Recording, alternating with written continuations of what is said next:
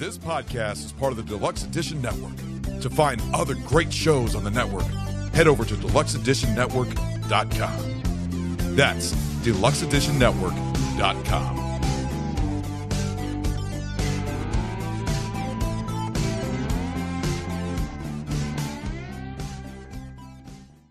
The time is April 10th, 1987, when Michael J. Fox portrays a recent college graduate, Brantley Foster, who travels from his hometown in Kansas to New York City to pursue a new finance job.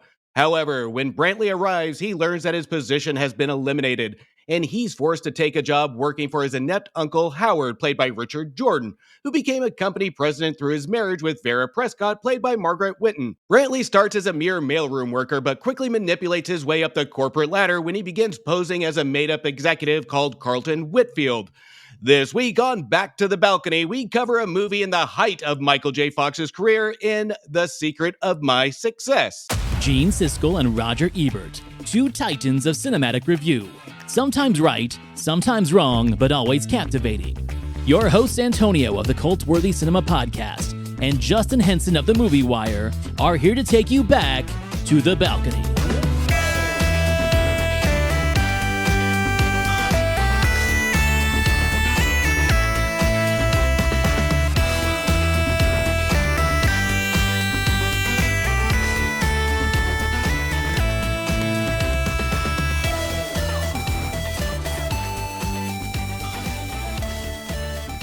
Now, Antonio, we have covered Michael J. Fox towards the end of the height of his career in an early episode with The Frighteners. Now, I'm extremely excited to talk about this one in the middle of the height of his career. That's not Back to the Future.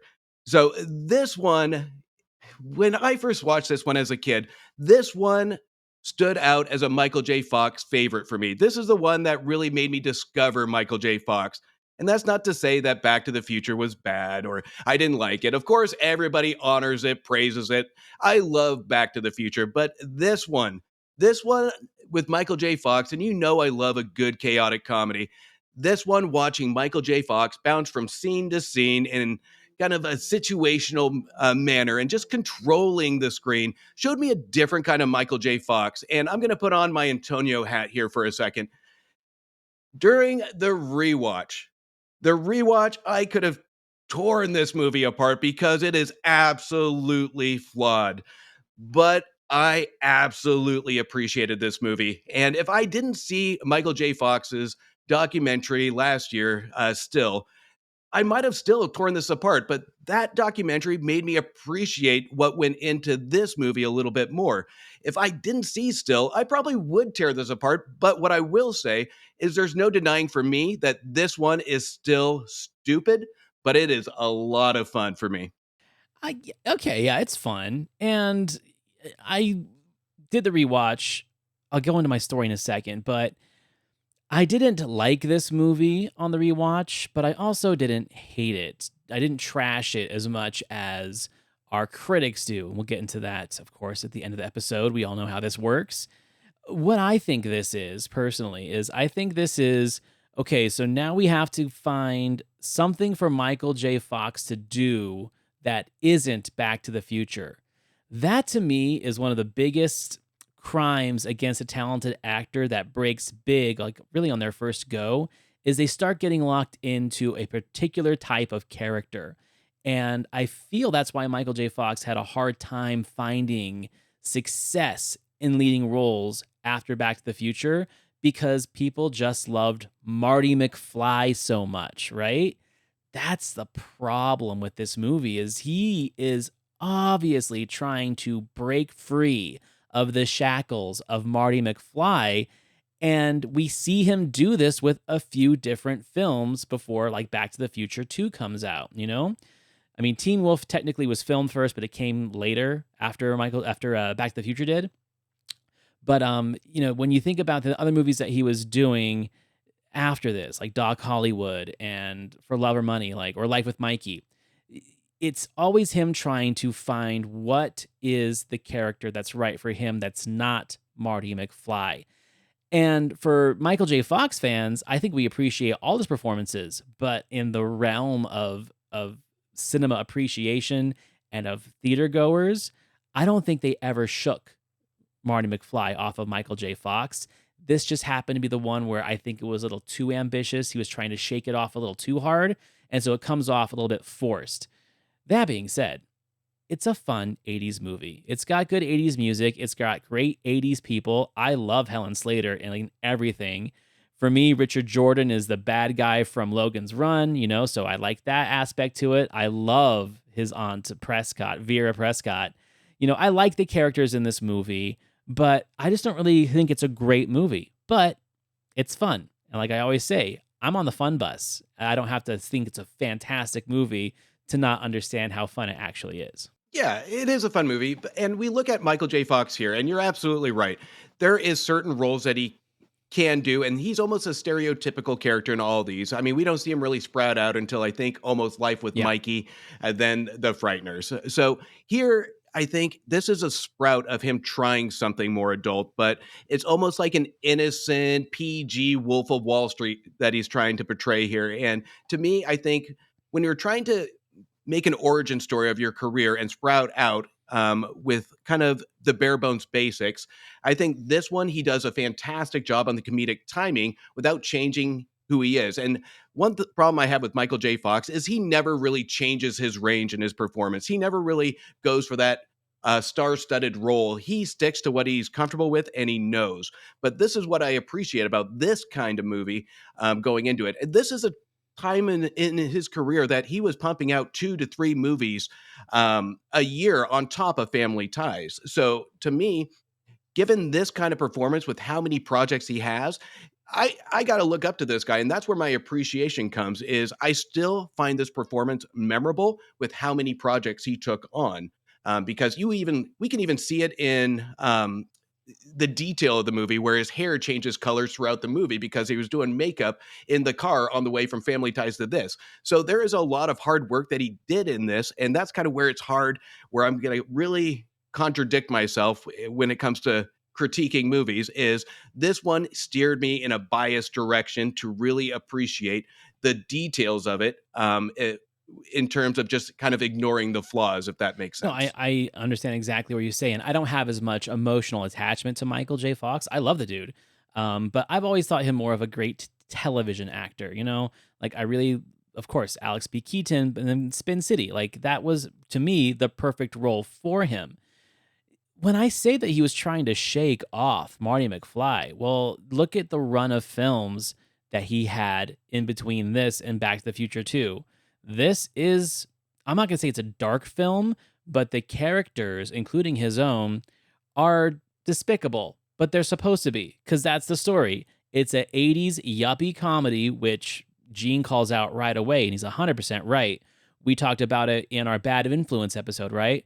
Where it's like, Gene does have a disposition of not liking yuppie films where there's no like character redemption to these people, where they're all just kind of shallow, money hungry, self absorbed people. That's literally everybody in this movie. Fox doubles down in Bright Lights, Big City. He doubles down on that. And it's a good movie, and Kiefer's in it, and they're both kind of dark, but it's doubling down on that darkness. And then he goes the full extent and does Casualties of War right after that. So you have 3 films that just keep going darker and heavier, darker and heavier, darker and heavier until he's brought back into the light with Back to the Future 2 and 3. He didn't necessarily go that route again after. I think he learned his lesson. I think he learned his range. And of all 3 of those movies in between, I think Casualties of War is his best performance. It's a flawed movie, to be sure. I think it's Sean Penn's fault that movie rubs me the wrong way because everything else about that movie I like. But Sean Penn's fucking accent in the movie just drives me up the wall. But then once he realizes, okay, that's not who I am, and he gets the Back to the Futures out of the way, well, then we get the charming films like Life with Mikey and Doc Hollywood. Like those are the fun latter-day films of Michael J. Fox that I actually enjoy. I'm not a big fan of like this more dangerous period. But like you said, God bless him for trying to find his range, for him to find what kind of actor he can be. Because I mean, I'm sure he was getting all sorts of scripts sent his way. And he was probably very selective of like, okay, I don't want to be 20-something years old playing a teenager forever. I want to play a goddamn grown-up for once. And this is what he's trying to do, you know? Well, and this is where I think this is going to be the episode where I say "but" a lot, and it's But going to contradict myself. Like all my shows, I have my "but" episodes, right? right. But this one is definitely going to be a "but." But let's look at this. So when we look at critiquing a movie, does the movie execute what the director and the writers are trying to go for? This knows exactly. This is where I'm going to go on defense of this movie, because look at director Herbert Ross, who did a lot of fun and emotional movies that go to the core of touching somebody in the audience to really connect with, to really either have fun, be a tear jerker, or just really kind of be lighthearted. So, I mean, we have My Blue Heaven in the early 90s, Steel Magnolias, one of my personal guilty pleasures, Undercover Blues. So, the director takes on these projects to really connect with an audience on the fun factor. Then we add in writers, Jim Cash and Jack Epps of Top Gun, Turner and Hooch, Dick Tracy. All these are fun movies that really kind of mimic what The Secret to My Success is really trying to do. So, yeah, it's unbelievable. Yeah, it's kind of far-fetched. And yeah, we kind of get these cartoonish sitcom scene cuts. But to me, I think that's part of the fun factor of what these filmmakers were trying to do. And it would be a shame for me to ignore just the purpose of what they want to bring and show to an audience or a viewer watching this movie. Because our critics are going to say it later in the show, where they're going to talk about the woulda, coulda, shouldas. And to me, the woulda, coulda, shouldas don't work in their perception. So to me, this vision does work. But again, flawed on some pieces of the execution on how they get to that vision. Well, I can't agree with you on all that, because I'm a huge Herbert Ross fan of everything but this. I mean, first of all, he did a plethora of Neil Simon movies, and we both, have different feelings about Neil Simon as a writer. But he also was really, really good at doing like interpersonal comedies and relationship movies, like Owl and the Pussycat. My personal favorite of his is a Neil Simon movie that no one can find right now because it's not on DVD. VHSs are expensive, and that's Max Dugan Returns. It's actually on the list coming up soon. You can still find it on YouTube and stuff like that, but it was like one of Matthew Broderick's first roles, and it does a great job of telling family stories and characters that you actually want to like, even though there are a lot of complications to their backstory, whether it's a criminal thing, whether it's like, oh, I cheated on your mom 20 years ago, can you forgive me? This is where I think Herbert Ross actually saves the movie, because the script does not match the people saying the words. Helen Slater does not work in this role for me. She's great. I love her, but she doesn't fit this character. This character is supposed to be like ball-busting, ambitious businesswoman. She plays it like the role she plays in Ruthless People, like the fragile wife who can't even like hold the gun without shaking it. Like, that's how she plays this movie. So it doesn't come off right. Michael J. Fox doesn't come off right because, yeah, he's got like the ego and the attitude and the self-assurance, but he also, you have to put aside that disbelief that he comes with this sensuality that's irresistible to other women. It doesn't really work for me. So who's going to save the movie when the script doesn't match the characters saying the lines? It's the director. And how do you do that?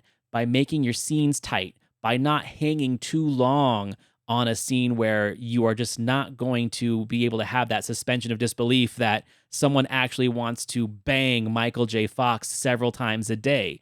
You keep it going, you keep it fast-paced, almost like 1950s farce.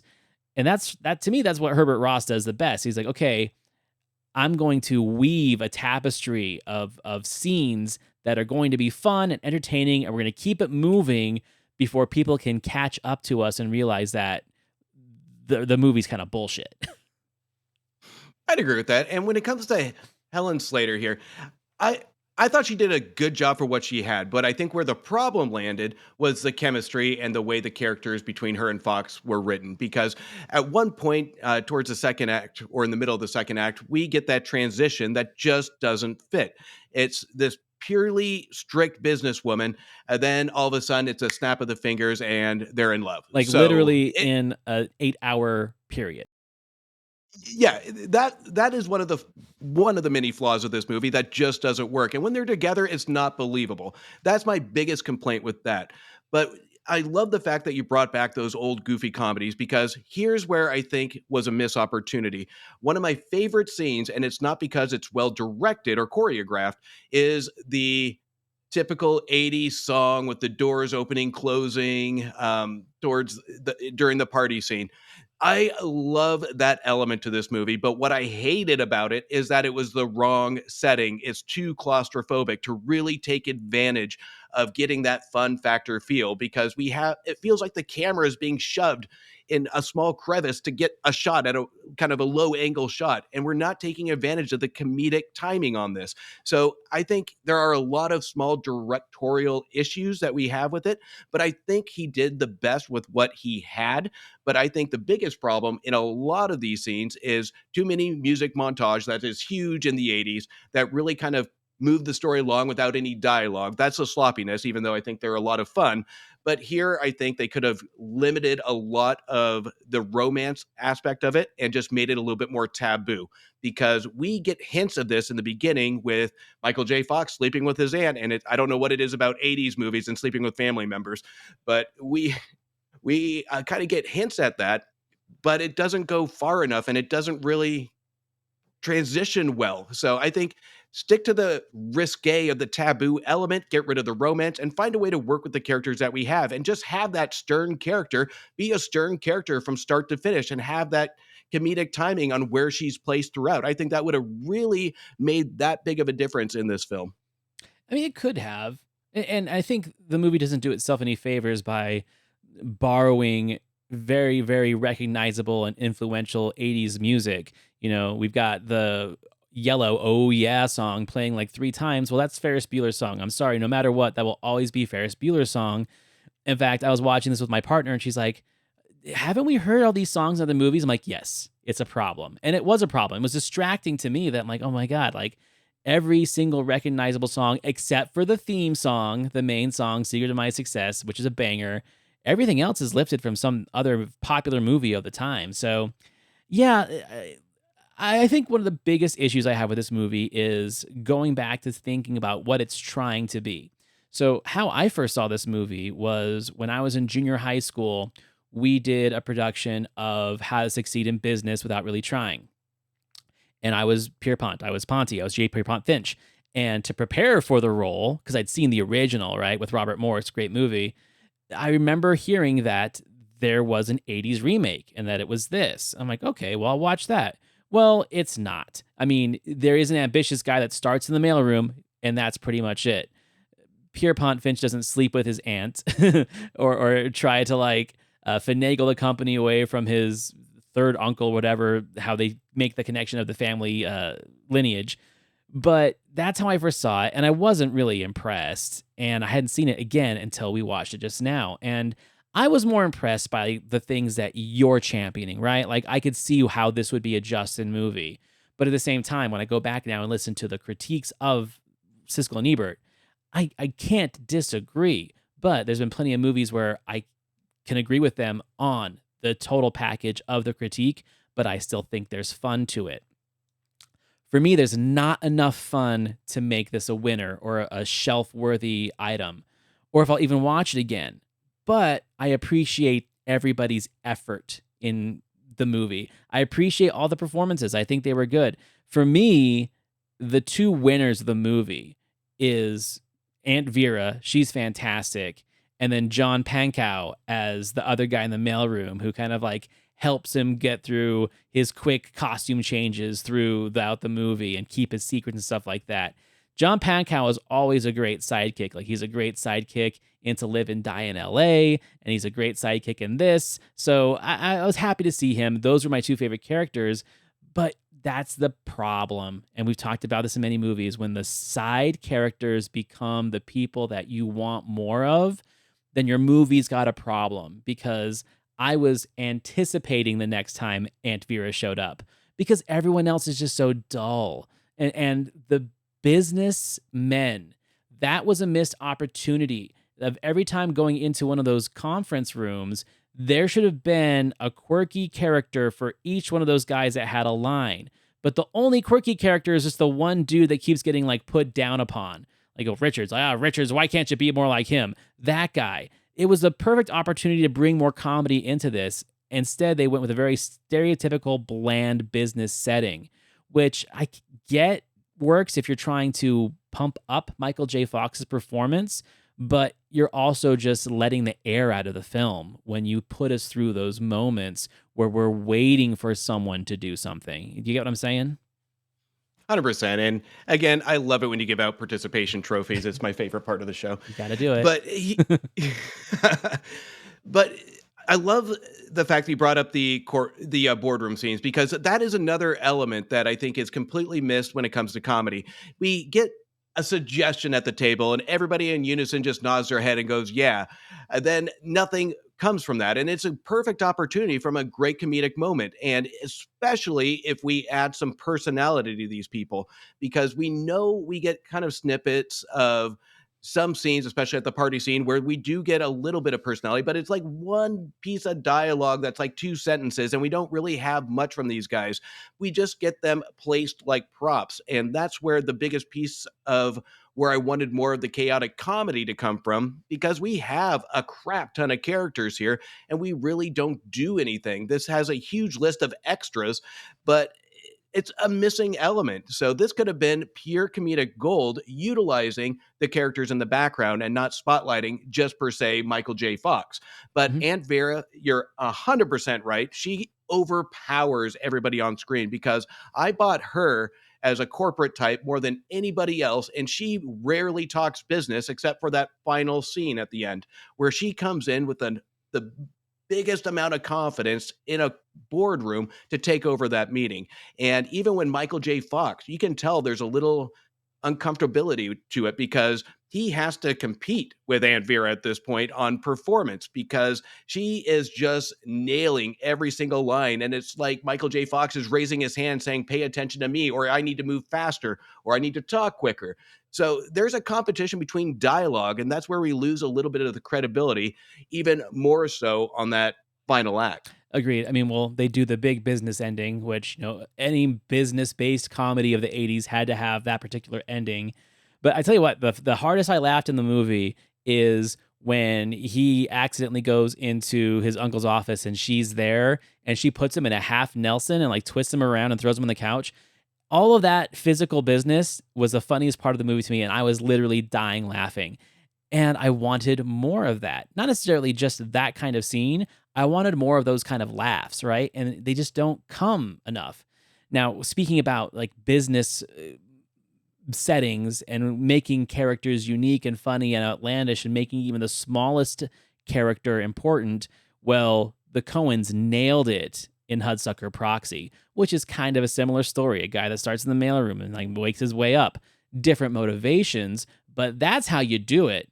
I mean, the guy who just says, "including the mezzanine," that's his only line. And it's a banger because the character delivery is so unique and outlandish. That's such a Cohen thing.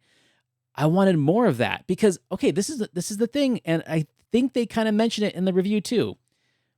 It doesn't know how funny it actually wants to be. The movie doesn't know, does it want to be a slap happy, farcical comedy, or does it want to kind of stay in that realm of kind of comedic satire business drama? Like, we're making fun of the Wall Street elites and how bullshit everything is, and the kid from Kansas can sneak into an office and run a company better than the key people who have been there for 20 years can. Well, yeah, we know that already. So why are we like putting so much focus on the business acumen and less on this? Someone throw a fucking pie. Like, this is a comedy. Make me laugh. God damn it.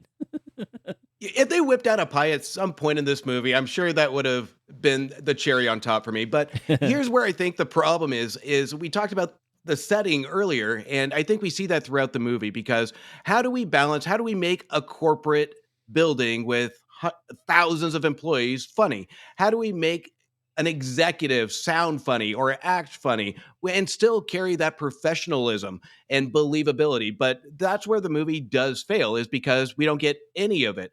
It's not too dark, it's not too slapstick. Right. It kind of teeters in the safe realm of not knowing where to go. It plays it safe. It plants all the seeds of what it wants to be with the relationship with the aunt, between the affair from the executives. So all this stuff is there. It reminded me of a remade French comedy from the 50s and the 60s taken over and just demolished and torn out pages from the original script and adapted, that we see so many times from American adaptions. So that's what it reminded me, to an extent, of taking out all the funny things or the edgy things and just putting in the stale elements. Okay, so I hate you because I was going to say the same thing, but that really coincides more with my movie for next week. So I was going to save it for next week, but we may as well talk about it now. 100%. There is so much European influenced comedy here, like the potential incest and stuff like that. That's so European, but it's not played far enough. It's not given enough heavy handedness to it to not make it feel like it's been watered down. And that's what it feels like. The movie feels watered down, where it's like, okay, make this a hard R, and then make it a hard R like Trading Places, right? Like, bring us that kind of energy. Bring us how shitty these rich people really are. Don't try and neuter it. And I think that's why the wind just gets blown out of the sails for it for me, is that it feels like a neutered attempt at something that could have been really, really good and funny if they would have just gone all the way. Like if this was a Paul Bartel movie, right? Like if this was like a Eating Raoul style or the Bourgeoisie style, something like that, I think it would have been a lot better. But at the same time, it's a Michael J. Fox thing, and I don't think they were ready to put that face on that package quite yet. 100% right, because whether or not this movie was written for Michael J. Fox with an intent, that could have watered it down as well, Right. because studios are going to get scared when you take a Back to the Future Teen Wolf star and put him in a hard R, taboo, incest, corporate environment. So that's going to scare studios away. So to me, that could have worked, but not with Michael J. Fox. No. He doesn't have the range at that Patrick point. Dempsey or Rob Lowe, 100%. 100%. That would have been in the right frame, too, of time when they could have done that. You got these two guys that were perfectly comfortable of doing that kind of comedy, and people were comfortable seeing them do that kind of comedy. But Marty McFly can't just go around fucking the ant. Like, you can't do it. Like, I get it. I get it 100%. Hey, coffee lovers, Antonio and Justin of Back to the Balcony here, and we've got something special for you. If you're looking to start your day with a perfect boost, you need to try Bulletproof Coffee. This isn't your average cup of joe. It's packed with high-quality ingredients designed to fuel your body and mind. Whether you're powering through a workout, tackling a busy workday, or just need the extra edge, Bulletproof Coffee has got you covered. And guess what? We've teamed up with Bulletproof to give you an exclusive deal. Use code B2B, that's B, the number 2B, at checkout to save 20% on your order. That's right, 20% off just for being a loyal listener. So don't wait, head over to Bulletproof's website and experience the difference yourself. Your mornings will never be the same with Bulletproof Coffee. Thank you for listening, and now back to the show. So our critics, man, this might be the saltiest critique that we've played in the 30-something episodes that we've been going. We've heard one guy be really salty, that one kind of defend it, but rarely do we hear them both jump on the bandwagon. Beetlejuice, they at least had some good things to say about it. The art direction, the costumes, the set design. They tore this one apart. So let's go ahead and play that now. Our next movie is named The Secret of My Success, and it stars Michael J. Fox in a very disappointing, recycled, dumb, stupid version of some of those high-rise office sitcoms from the 1950s. Fox plays a kid from Kansas who moves to New York and talks his uncle into hiring him as a lowly clerk in the mailroom. But Fox has loftier ambitions, and when he discovers an empty office, he moves into it and adopts a fictitious second identity as a new executive. That means he has to keep hiding in the elevator, changing names and clothes. Okay, so let's go to the beginning of the movie, because I totally forgot about this from the original watch, decades ago. I was kind of on board right from the start, where they kind of break the fourth wall and they have like the family members talking to the camera about what could happen to him in New York City and why do you got to go, stay here in Kansas with us. There's plenty of good schools, plenty of good businesses. And I was instantly drawn to that kind of energy, where it's like, okay, I like this because they're setting me up for something that's not so cookie cutter as what we've seen in the past. Like there's a little bit of avant-gardeness to it, and I kind of liked that. But they don't do anything like that the rest of the movie. It's just there.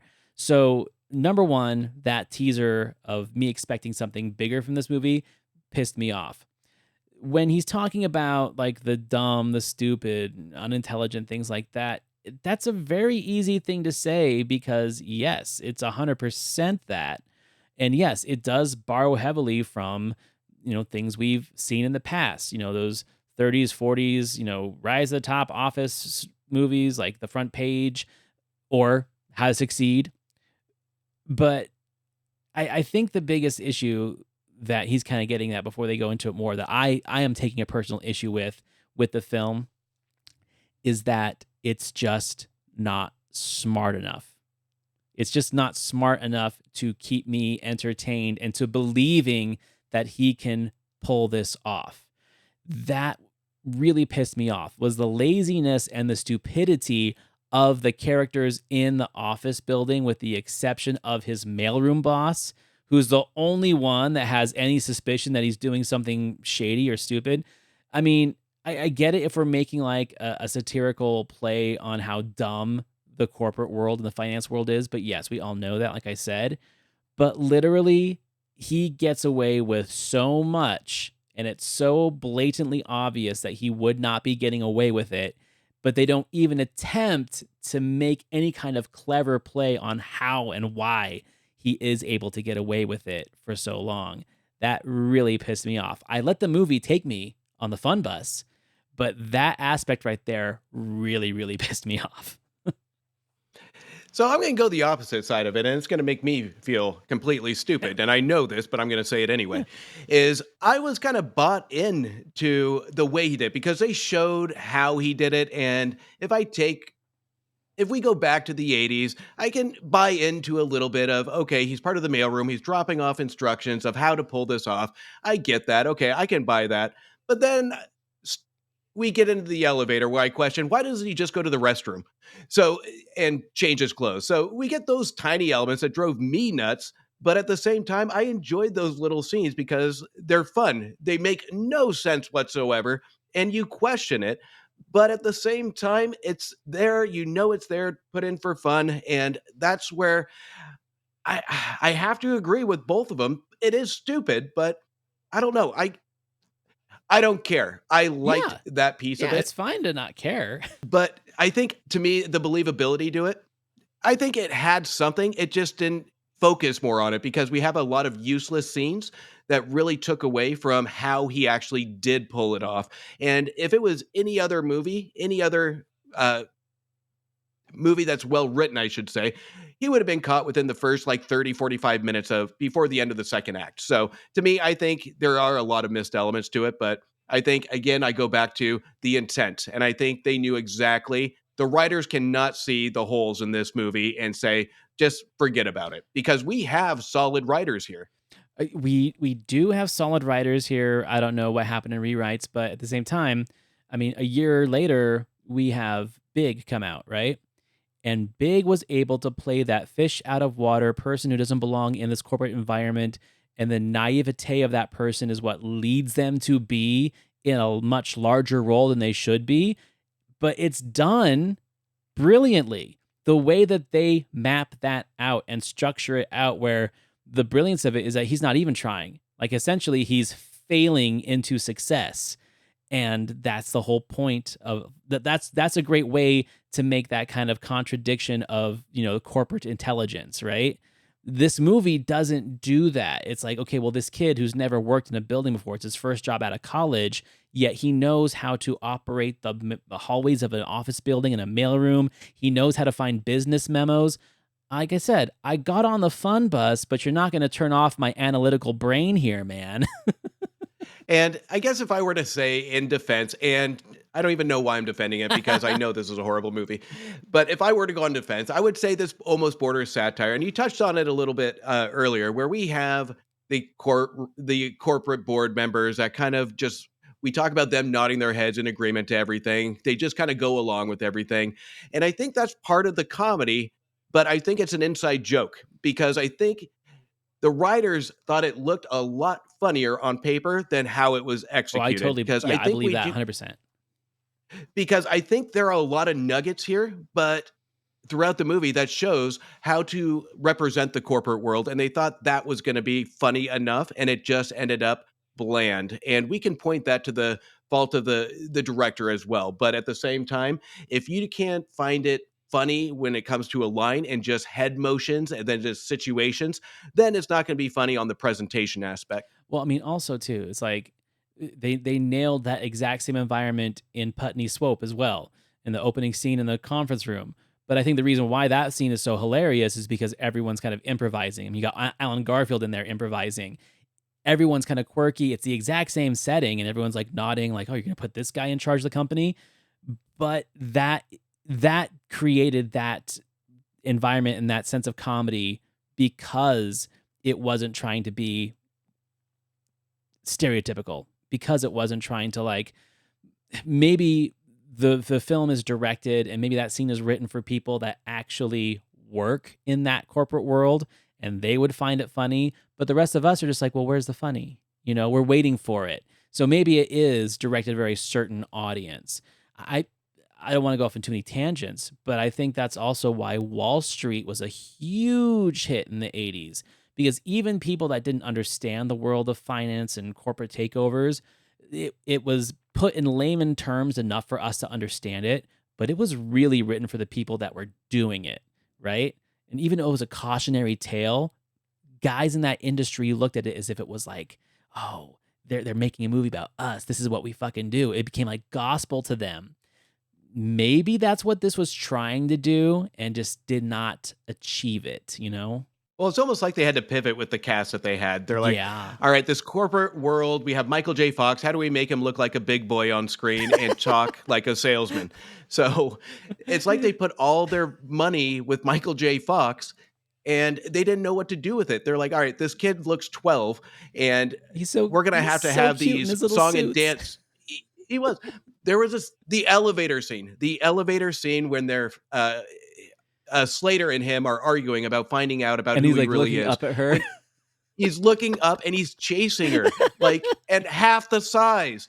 So at that point, I knew the chemistry wasn't working and I knew I wasn't bought in, but it took that exact moment to say, all right, I get it. It's ridiculous. When I was watching it, I was almost reminded me of the forced perspective they use when Frodo's talking to Gandalf. Like Gandalf is like 6 feet closer to the camera than Frodo is. And I was just like, oh my God, this looks like forced perspective, but it's not. She's like literally 5 inches taller than he is. Anyway, they go on. The secret to my success is never believable, but that'd be okay if it were only funny. The problem is nobody connected with this movie seems to have given a moment's thought to the real fear and greed and ambition and lust that exist in a big company and that could have had some possibilities. Everything is played in this movie for predictable, telegraphed slapstick. A lot of opportunities are missed. I'm sitting there, I'm thinking, this is Michael J. Fox. Yes. This is directed by Herbert Ross. Stunning. These are people associated with quality. How did they get involved with this movie, which is nowhere? Telegraph, that's like the perfect analogy. Like there is just so much telegraphed, Morse code, monotone, predictable moments in this movie, which is why characters like John Pankow and like Vera show up and save the day. I mean, even in the climax, which, like you said, what a missed opportunity that was too. I mean, very Neil Simon and very, Noel Coward, British farce, doors open, doors closed, mistaken identities, like, Clue. Clue does that great. But this did not work in this movie. Like, the tension wasn't there. And they bring in that one weird dude from The Office, too, that makes no sense when she accidentally goes into his room and he's like, oh, she wants me. And then he follows her and nothing makes sense. Again, it's like that whole thing was literally just phoned in. It's like, this worked in this movie and this worked in this movie, so let's do a scene like that. But there was no investment in that scene, right? Like the telegraph analogy to me, I think is a perfect example. Yeah, it was an 80s scrapbook of movies because even when we get to that last scene, and again, we talk about transitions, that was another transition that made no sense because it was too quick. They needed a quick resolve. And that one, we even had the mailroom coworker that made no sense because he just kind of appears after maybe 3-4 other times appearing in the movie. So, and he's just all of a sudden an executive. So to me, the transitions just are too quick and they don't make sense. And again, like they said, there's a lot in this movie that doesn't make sense. And I think a lot of it is we've said it before, they don't go far enough or they don't finish it or they don't finish a train of thought because they have to make almost check marks to reach a certain runtime, it feels like. Yeah, so this is the perfect example of the economy of storytelling in a film like this, where they literally are picking and choosing the moments they think are going to be most appreciated by the audience, therefore probably cutting out or not even shooting things that would have actually made the story more believable or made these characters, I'm not going to say likable because I don't think they're supposed to be likable, but at least when they do get, let's say, their resolution, or if there is a moment of, why can't I think of words tonight? Whether it's like the resolution or their moments of redemption because they're so shitty throughout the movie, when it gets there, we really don't care. Like they go from hating each other and calling each other like sluts and whores to a ride in the elevator and they're making out. Like, oh, it all got solved in an elevator ride to the 3rd floor, right? I didn't buy it, but I got on the bus and I let the bus take me. Also, this has a very similar ending to Bonfire of the Vanities, which we just covered last week. I was like, shit, it's essentially like the same ending where all of a sudden we're the elites now, right? And again, I criticize that ending, but this one I'm not going to criticize because it's a butt episode. But this one, let's look at even Christy and Vera, where just in a previous scene, they were calling bimbo, bitch, slut, whatever it may be. And then all of a sudden, they're in the boardroom, firing everybody and taking charge of the company. So we're missing even a scene there to tell us what happened, what switch was flicked to make these characters get along all of a sudden. So, and it starts right from that transition of them making out in the elevator. It's like that was a symbol from the filmmaker saying, ignore everything behind the curtain, viewers. Everybody's going to get along from this point on. Yeah, that part pissed me off. And I'm so glad that you brought it up because literally we are missing that scene of like everyone gets locked in a closet or locked in a room and they have to fight it out, right? And that's where they come up with this plan. Big Business did it in a great way. I can't believe I'm defending that movie, but they did it. They showed you how they were going to save the day. And in this one, they literally go from calling each other sluts and whores and slapping each other and to instantly, this is how we're going to save the company. We missed a whole chunk. I agree with you 100%. Well, we should also, even if they added like another, like the 5th or 4th music montage of them just in a room writing out a plan, I would have been satisfied with that. This movie is staggeringly bad. There is not a moment of excitement. There is not a laugh. Dumb situation comedies. I really don't want to see Michael Fox roll around on a couch with an older woman. I mean, that is a bad version of The Graduate.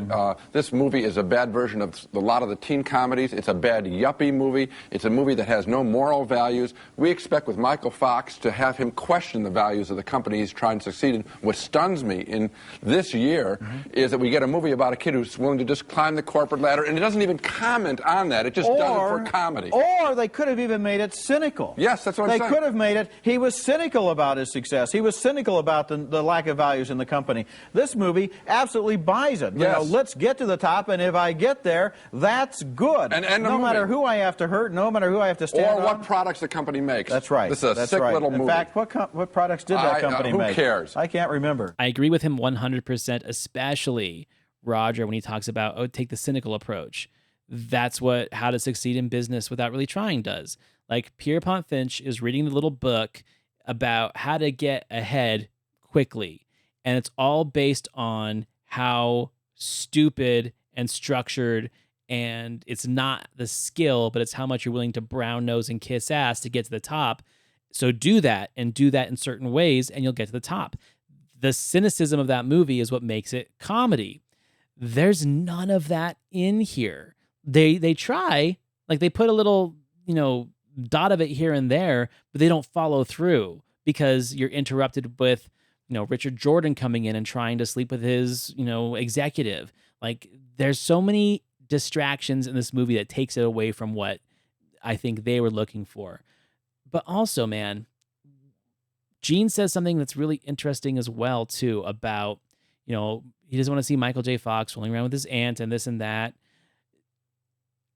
If there's one thing that I don't want to criticize Michael J. Fox on in his performance, because maybe it wasn't his choice, but one of the things that makes Marty McFly so likable is how visually surprised, stunned, and scared he is of all the things that happen to him. And Zemeckis knows how to capture that. Just pushes the camera right into his face when he's like, "Oh my God, Doc!" He is visually stunned. There are moments in this movie where he should be visually stunned, but he doesn't put out any emphasis in his reactions. For example, when he finds out he's sleeping with his aunt, it's like, "Oh my God, you're my aunt." He's like, "Oh, so that would make you my aunt." Like, the energy wasn't there. And maybe that's just because we were so spoiled to what he did with Marty McFly that we were expecting more from him in this. So again, maybe that's Herbert Ross saying, "Hey, tone it down. We're not Back to the Future." Or that's him saying, "I need to be more mature. I can't be like that screaming kid in Hill Valley in 1955. I'm a businessman now." It's just a really weird dynamic, a really weird energy from him. And again, this is where I think he's really testing his range, and I don't think this was a movie that was ready for him because nobody really asked for a confident Michael J. Fox. We wanted that underdog. We wanted that kind of that boy next door. And then the moments where he starts to spout off confidence in this movie is where his performance starts to lack a little bit. We don't get that boy next door, and it seems kind of out of place. But this is what, even though I do agree to an extent with our critics, this is where I'm going to kind of nitpick their critique on it, is we've heard this time and time again of anytime we have, especially a comedy that doesn't work, they always, in almost every review that they can, tie in an executive, be sinister, or attack the corporate ladder, whatever it may be. They always go to a darker comedy. So my question would be, is why do we always have to have a corporate, even though it is the easy scapegoat to make it very dislikable? Why can't we have a movie where it's just okay just to make it goofy? Even though this one might not be executed flawlessly, but we see that pattern with Siskel and Ebert, where if they don't like the comedy in something, they want it sinister. They want it dark. They want the kind of the satire just really shoved down our throats. That's the comedy, and that's the movie that they kind of want. And we've seen it time and time again. When they get it, they don't like it. So to me, I hate it when they bring that into a review because it's always contradicting. And at the end of the day, what it comes down to with this movie is either you watched it and liked it or you watched it and hated it. I didn't hate this movie, but I knew it wasn't a good movie.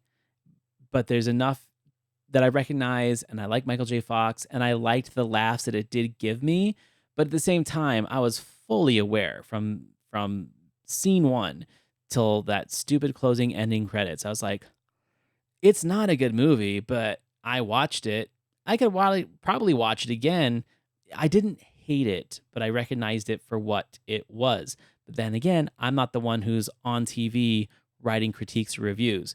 I mean, in my Letterboxd review, I'm not going to tell you how many stars I got, but essentially my brief synopsis of the review is, it's an 80s movie. What more do you want? Did you laugh? Then it did its job. Like, that's what it is. It is comfort food, right?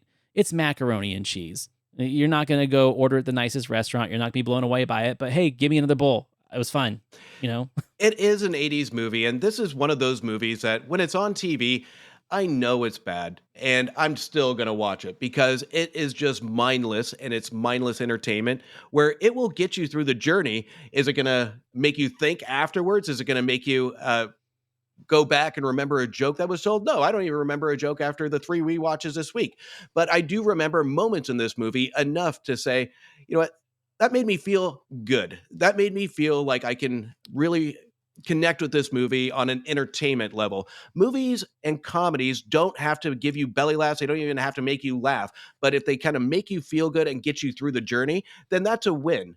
But this movie could have been a lot better. There's no doubt about that. But to me, I think this movie is gonna be one of my guilty pleasures on my list because I can appreciate it for what it is and what it tried to do, and especially with the work that was put into it, even though flawed. You know what this movie needed? Because it's an 80s movie and it did not have it, it lacked it. And I think that's why it just kind of has fallen off of the radar for a lot of people who enjoy 80s films. It didn't have a moment, right? 80s films all had a moment. If we think Ferris Bueller, we think the parade scene, you know, Shake It Up Baby. Or if we're thinking the Breakfast Club, well, it's probably like the dance scene or the huddle up and, you know, all cry together scene. Like, there's moments in all these 80s movies. This movie did not have a moment for me to say, oh, remember in The Secret of My Success when... There's none of that. It doesn't have a particular moment that's going to stand out. And if you're going to be an 80s comedy, and that was the formula of that decade, is you had to have, I mean, your movie could be shit. You know, like Revenge of the Nerds, panty raid scene, or Lambda Lambda and Omega Mu. Like, those are memorable moments that they're mediocre movies at best, but they got moments that are going to get parodied on fucking Family Guy or brought up in, you know, some obscure comedy sketch or Saturday Night Live. No one's going to bring anything out of this movie because it did not have a moment. And that is, I think, the filmmakers and writers' fault for thinking that they can compete with films in 1987 of all years to not have a moment for the audience. I love that you brought that up because it attempts a moment, but it is so subtle and it defines this movie on the laziness of it because the moment is no dialogue. It's that music montage at the party and Brantley is going over his plans, but you have no idea. He's just waving his hands and talking. And Vera gives him... And all the rich guys and they're are just like, going along with it. And then you have Vera give a look. The look was supposed to be this moment for this transition for this movie. And that is a good sign that there's no effort put into trying to do this moment, because I always go back to the Rocketeer and their moment where you have the Nazi or the gangsters and the cops working together, and you get that go get 'em kid moment. So that, even if you have something so cheesy for this movie, just to kind of define what it wants to be, it takes one sentence to really change a movie and change an outlook on the direction of perception. And that's what this is missing. And they try and do it with something so lazy as just a look from the best actress of the movie. I think we solved the movie's problem. We're 40 years too late, but but we figured it out. Okay, so you know, it's an interesting thing now to try and put a rating on our critics' reviews because they are definitely coming from a place of emotion here. Like, they despise this movie so much. And there is a lot to despise, especially if, like, they went out, like you said last week, if they went out of their way to go see it, they had to arrange their schedules, and this is the movie they're seeing tonight. And oh my God, what is going on with this movie? I can feel the angst in their voices and on their faces as they're talking about it. So how does that come up with like the justifiability of their critique? Well, for Gene, since it wasn't his movie to bring to the episode, I feel he was just echoing and repeating pretty much everything that Roger said first. And that happens a lot. Roger was always a lot more eloquent than Gene. So when Roger goes first, Gene pretty much just kind of recycles the things, unless they're having a debate about the thing. So I think that the movie's a C-. I'm going to say that the critique is a C-. Even though this is going to be my guilty pleasure, but I think Roger is spot on in all of his points. So it's hard to argue when you know he's right with about so much. Right? It's true. It's the biggest thing about this podcast that I didn't realize that I'd be saying pretty much every other week or every third week is like, he's right. And I don't want him to be right, but he's so He right. is. And the frustration, I can tell. And they put emotion, especially Roger, into this one because he even says it in his review. It has a great director. It has great writers. So there's a lot to set this movie up for success in his eyes, but walking in, they don't know where the talent went. So to me, his emotion is justified in disappointment on the talent involved. So, I mean, with him, he made valid points. He articulated it brilliantly. I got to get him 3 stars. Yeah, I think that's great. His synopsis and his review was a lot more eloquent and thoughtful than what Gene put out as like his retort. Also, in the written review, he gave it 1.5 stars and just trashed it. Like, I haven't read so much spiciness in so long, especially in any of the films that we've covered for him. So, and it's funny because like we just released our Guilty Pleasures episode this week that we're recording this, and some of the movies that he considers his guilty pleasure, I was like, man, they dodged a bullet because I just read the review for Secret of My Success and it's harsh. It's hard. You have to find at least one element. And if I were to go on my ratings, that 0.5 star would have probably been the side character performances. So that would be deserving of a 0.5 star for me. Right. Okay. So, I mean, it's interesting that we don't plan these episodes out in the sense of like what I put on the list for what's next and what you put on the list. But sometimes they start like coinciding and almost having like a symbiotic relationship. You said that this film feels like it should have been a lot more mature, maybe European, maybe some like French farce. Well, shit, man, the movie that I'm bringing next week is exactly that times 10. And I apologize in advance, but I had to do it. I'm bringing Stanley Donen's, yes, Stanley Donen, the director of Singing in the Rain, his 1980 film, Blame It on Rio, starring Michael Caine and Michelle Johnson, Demi Moore, Joe Bologna. Have fun, and we'll see what happens. I'm excited for this one, so I can't wait for this discussion. Okay, well, I can't say that I'm not excited, but I'm also very, very familiar with this movie, and I knew what I was doing to myself by putting it on the list. So we're going to see what happens. Anyway, everyone, thank you for listening. Let's take care of some business first. Number one, I keep forgetting to mention, we have a sponsor, Bulletproof Coffee. Go to the Bulletproof website, and in your shopping cart under promo code, put in B, the number 2B, to get 20% off your order. So please order some coffee for us. Also, listen to my other show, the Cult-Worthy Cinema Podcast. Find all my blogs, reviews, and pretty much anything I've done cinematically at thecultworthy.com. And you can find my friend Justin over on The Movie Wire at themoviewire.com. Like we always say, if you've got a suggestion for us, please let us know what movie you want us to cover. As long as it was covered by Siskel and Ebert on their television show, we're game. Hurt us. I want you to hurt us. I want you to... I mean, they've already brought Godzilla 1985 to the show. I want something powerful. We're not going to put shit movies on the list. I know we're not. We might once in a while for fun, but there's some stinkers out there. I want you to hurt us. I put the challenge out now. It's going to be hard to top Godzilla 1985, and I challenge anybody that tries. It's been great, Justin. I'll see you next week. See you next week.